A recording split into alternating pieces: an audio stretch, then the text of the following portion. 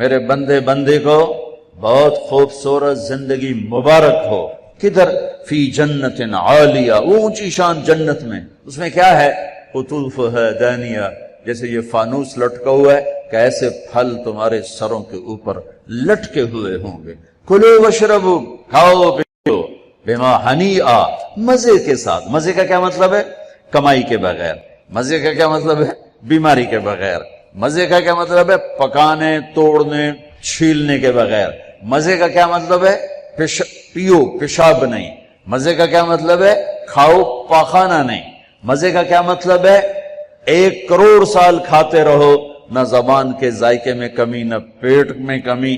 کھاتے جاؤ اور اللہ ہضم کرتا جا رہا ہو، کھانے کے مزے لیتے جاؤ لیتے جاؤ لیتے جاؤ. ایک حدیث یاد آ گئی بڑے زمانے بعد. ایسے بیگم صاحب جنت میں بیٹھے ہوں گے تو دروازے پر نوک ہوگا. خادم دروازے پر دیکھے گا تو فرشتہ کھڑا ہوگا. کہا جی اس کے ہاتھ میں ایسے تھال ہوگا، وہ ایسے کورڈ ہوگا. کہا جی مجھے اللہ نے بھیجا ہے، میں نے آپ کے صاحب کو یہ تحفہ پیش کرنا. سبحان اللہ، اللہ گفٹ بھیج رہا ہے. تو وہ آ کے کہے گا جی باہر فرشتہ ہے. میرے نبی نے فرمایا کہ جنت تمہارا وہ ٹھکانہ ہے کہ میرا اللہ بھی تمہیں تحفے بھیجے گا اور فرشتہ دروازے پہ کھڑے ہو کر اندر آنے کی اجازت لے گا کہ میں اندر آ جاؤں. تو وہ کہے گا آ جائے. وہ آئے گا اور کہے گا جی میں اللہ کی طرف سے حاضر ہوں اور یہ آپ کے لیے گفٹ آیا ہے. وہ ایسے اوپر سے کپڑا ہٹائے گا، ایک پھل پڑا ہوا ہوگا. وہ کہے گا اے بھیجے اللہ نے. کہا جی یہ تو میں نے ابھی کھایا ہے، یہ تو میں نے ابھی کھایا ہے. کلما رزقوا منها من ثمرۃ رزقا قالوا هذا الذي رزقنا من قبل. یہ تو ہم نے ابھی کھایا، بیگنوں نے کھایا، میں نے بھی کھایا. فرشتہ کہے گا اللہ تعالیٰ فرما رہے ہیں تھوڑا چکھ لو، شاید کوئی اور شے ہو. تو وہ ایک ٹکڑا نکال کے منہ میں رکھیں گے. وہ اللہ نا ان کے مزے کو بڑھانے کے لیے ہم شکل چیز لیکن چیز بالکل رو. اب کیا ہوگا؟ وہ ایک جو لقمہ منہ میں رکھے گا، ایک کاش اس کا ایک ٹکڑا منہ میں ڈالے گا یا ڈالے گی.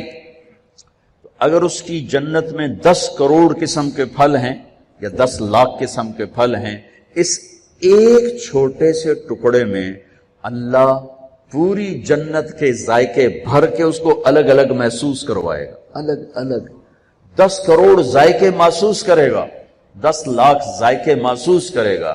آپ لوگ چاٹ بناتے ہیں، 3-4 پھل ملاتے ہیں تو ایک اور ہی ذائقہ پیدا ہو جاتا ہے.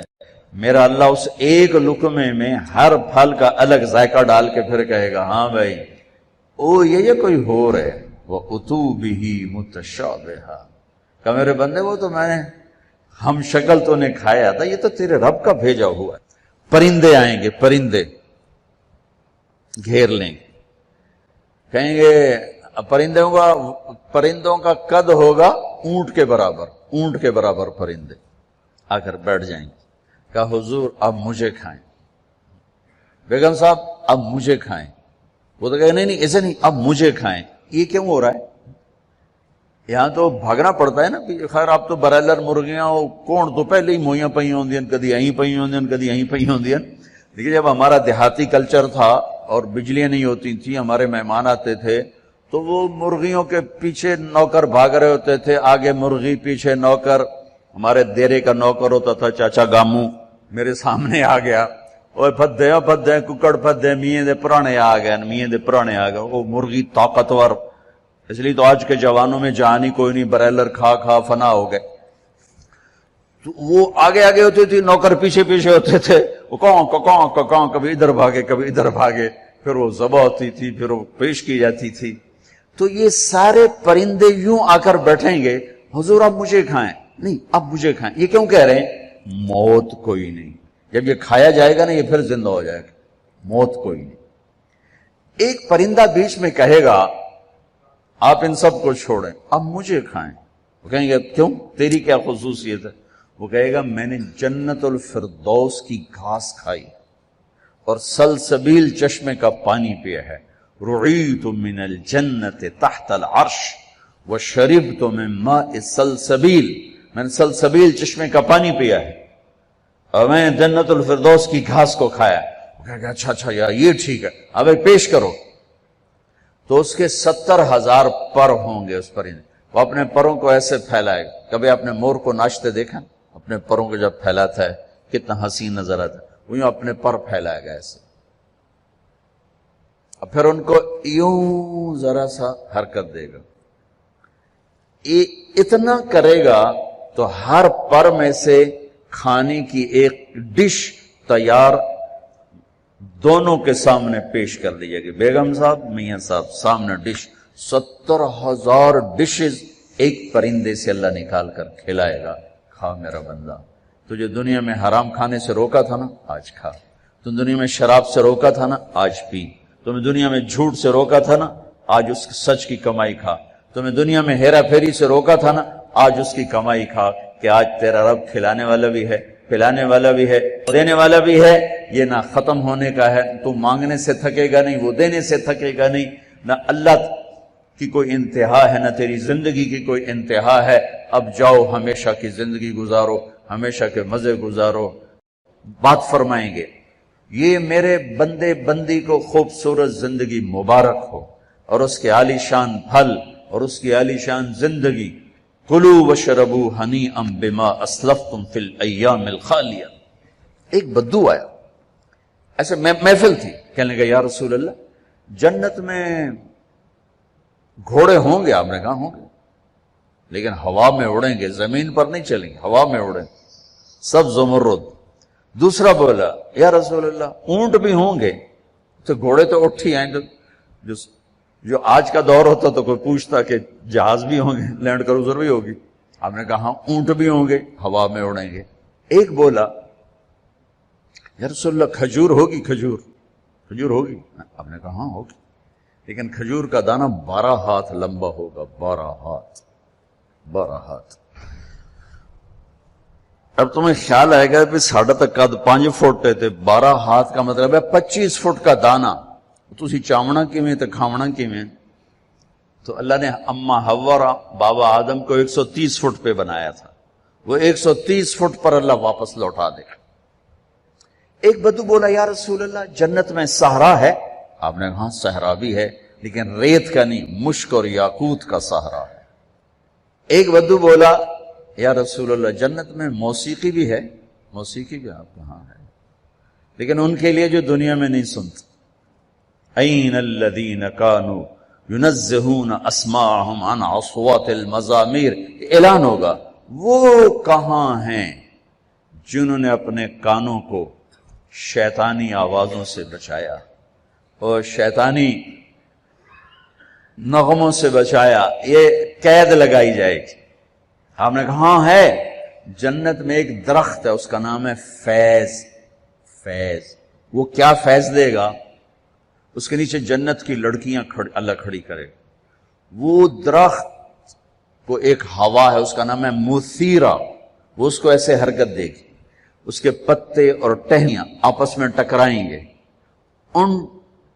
اس ٹکر سے اس درخت سے دھنیں نکلیں گی، دھنیں.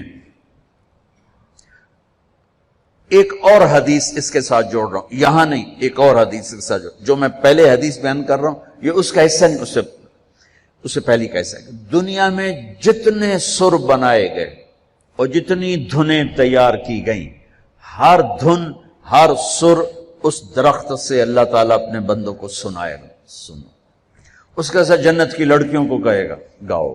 پھر وہ مل کر ان کا سر ہوگا اور درخت کی لے اور دھن ہوگی. یہ سر ساز. ایک حدیث اس کے ساتھ اور جوڑ رہا ہوں کہ یہ جنت کی لڑکیوں کا گانا اور درخت کا میوزک مل کر یہ 70 برس کا پہلا نغمہ اللہ اپنے بندوں کو سنائے گا. پہلا گیت 70 سال سنتے رہو مزے لیتے رہو، سنتے رہو مزے لیتے رہو. کہ یا رسول اللہ اب میں پھر اس حدیث کی طرف آتا ہوں. میں نے ذرا اس کو پھیلا دیا. جنت میں موسیقی ہے؟ ہے. ایک درخت کا نام ہے جس کا نام ہے فیض. اس سے اللہ تعالیٰ ہر دھن تیار کر کے سنائے گا.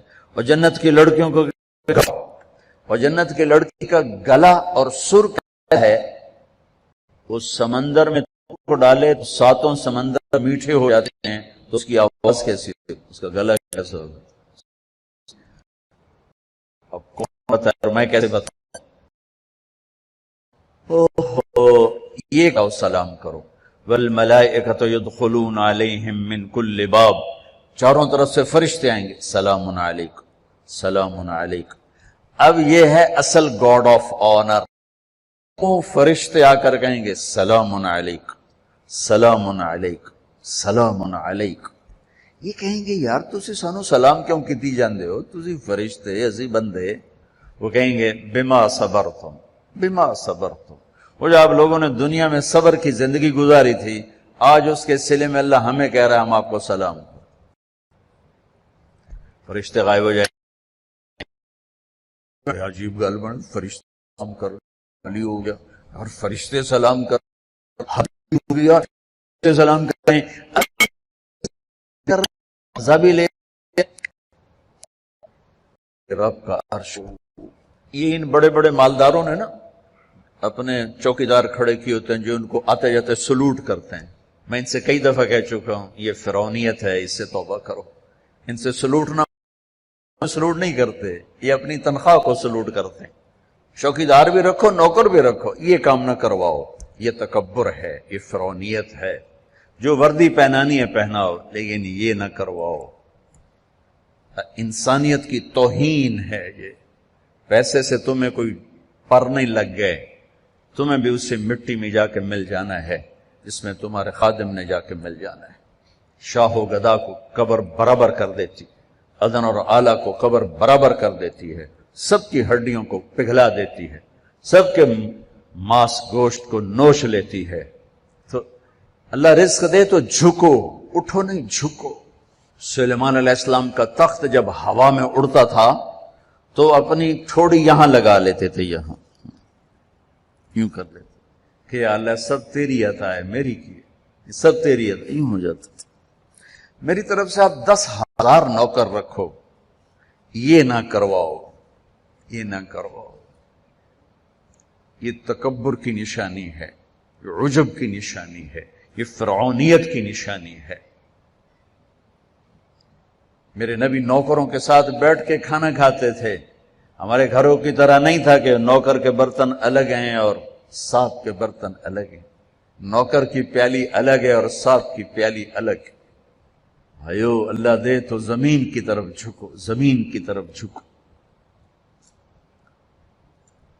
سلام قولا من رب الرحیم، میرے بندو آج تمہارا رب تمہیں سلام پیش کرتا ہے۔ پھر اللہ فرمائیں گے خوش ہو، راضی ہو؟ اللہ اکبر۔ اب میرے نبی نے فرمایا ما منکم من احد الا سیحاضرہ ربہ محاضرہ۔ ارے ایک بادشاہ سے بات کرنے کے لیے لوگ ایمان کے سودے کر دیتے ہیں، غیرتوں کو سلا دیتے ہیں، ان کی محفل میں بیٹھنے کے لیے اپنے ضمیر کو ذبح کر دیتے ہیں۔ آج کائنات کا شہنشاہ آپ سے بات کر کے پوچھ رہا ہے خوش ہو، راضی ہو؟ حل رضیتم، میرے بندو خوش ہو؟ وہ کہیں گے یا اللہ ما لنا لا نرضى وقد اعطیتنا ما لم تعط احدا من خلقك، یا اللہ ہم کیوں نہ راضی ہوں، آپ نے وہ دیا جو کبھی کسی کو دیا ہی نہیں۔ اب ساری جنت اللہ پر جب نظر پڑے گی ہر شے بھول جائے گی، تو اللہ کہیں گے افلا اعطیکم بافضل من ذلکم، اب میں تمہیں جنت سے اعلیٰ چیز دوں؟ تو پریشان ہو کر کہیں گے یا اللہ ایو شیء افضل من ذلک، جنت تو ودو کیڑی شے، جوانی ملی بڑھاپا گیا، زندگی ملی موت گئی، محبت ملی نفرت گئی، عروج ملا زوال گیا، محبتیں ملی لڑائیاں جھگڑے گئے، مال ملا فقر گیا، اب اور کیا چاہیے؟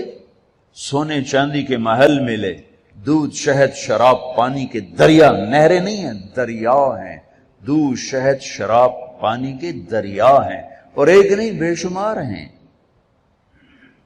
اور یہ گارے مٹی کے گھر نہیں ہیں، ایک اینٹ زمرد کی، ایک یاقوت کی اور ایک موتی کی، ایک چاندی کی، ایک سونے کی، بیچ میں گارا مشک ہے، گھاس زعفران ہے، اور چھت اللہ کا عرش ہے۔ یا اللہ سب کچھ تو دے دیا، اور آپ کیا دینا چاہتے ہیں؟ افلا اعطیکم بافضل من ذلکم، اب میں تمہیں اس سے اعلیٰ چیز دوں؟ کہیں گے یا اللہ وہ کیا ہے؟ تو اللہ فرمائیں گے احل علیکم رضوانی فلا اسخط علیکم ابدا، جاؤ میں راضی ہو گیا، اب کبھی ناراض نہ ہوں۔ یہ سارے جنتی کہیں گے یا اللہ ایک بات آپ سے کرنی ہے۔ اللہ کہیں گے کرو۔ کہیں گے ہمیں پتہ ہی نہیں تھا تو کتنا خوبصورت ہے، ہم نے جو سجدے کیے نا بڑی غفلت کے سجدے کیے، بن دیکھے کیے، آج ہمیں اجازت دے آپ کو دیکھ کے ایک سجدہ کرنا چاہتے ہیں، ایک سجدہ دیکھا نہیں تھا۔